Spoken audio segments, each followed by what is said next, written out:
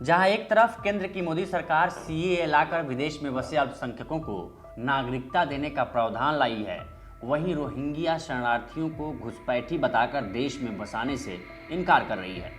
दरअसल रोहिंग्या शरणार्थी के मुद्दे पर सुप्रीम कोर्ट में डाली गई याचिका के जवाब में केंद्र की मोदी सरकार ने हलफनामा दायर किया, जिसमें साफ तौर पर सरकार ने कहा है कि अवैध तरीके से भारत में घुसपैठ करने वाले रोहिंग्या मुसलमानों को यहाँ बसने का कोई मौलिक अधिकार नहीं है। इतना ही नहीं, केंद्र ने यह भी कहा कि सुप्रीम कोर्ट के अधिकारों की एक सीमा है और वो उसको पार करके संसद की शक्तियों को कमतर नहीं कर सकता है।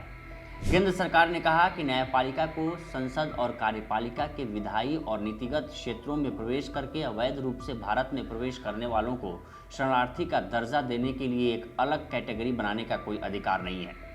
दरअसल याचिकाकर्ता प्रियाली सुर ने हिरासत में लिए गए रोहिंग्या की रिहाई की मांग के लिए सुप्रीम कोर्ट का दरवाजा खटखटाया था। इसी के जवाब में सरकार ने कहा कि भारत में अवैध रूप से प्रवेश करने वालों से विदेशी अधिनियम के प्रावधानों के अनुसार निपटा जाएगा। भारत ने 1951 के शरणार्थी सम्मेलन और शरणार्थियों की स्थिति से संबंधित प्रोटोकॉल पर हस्ताक्षर नहीं किया है और रोहिंग्या से अपने घरेलू कानूनों के अनुसार ही निपटेगा। याचिकाकर्ता प्रियाली सुर ने तिब्बत और श्रीलंका के शरणार्थियों का हवाला देकर मांग की कि रोहिंग्या के साथ भी सरकार वैसा ही व्यवहार करे। इसका विरोध करते हुए सरकार ने कहा, किसी भी वर्ग के लोगों को शरणार्थी के रूप में मान्यता दी जाए या नहीं, यह एक शुद्ध नीतिगत निर्णय है।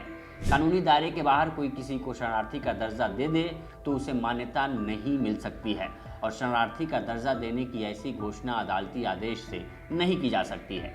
विदेशियों और अवैध प्रवासियों को समानता का अधिकार उपलब्ध नहीं है। सरकार ने अपने हलफनामे में सुप्रीम कोर्ट के कुछ फैसलों का भी हवाला दिया।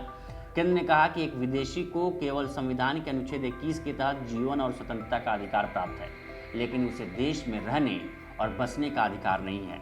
यह अधिकार केवल भारतीय नागरिकों को ही उपलब्ध है। साथ ही सरकार ने कहा कि भारत यूएनएचआरसी शरणार्थी कार्ड को मान्यता नहीं देता है, जिसे कुछ रोहिंग्या मुसलमानों ने यह सोचकर हासिल कर लिया है कि इस आधार पर वो भारत में शरणार्थी का दर्जा पा लेंगे। सुप्रीम कोर्ट से जुड़ी ये जानकारी आपको कैसी लगी, हमें कमेंट सेक्शन में ज़रूर बताएं। बाकी देश दुनिया की तमाम खबरों के लिए बने रहिए लोकमत हिंदी के साथ। नमस्कार।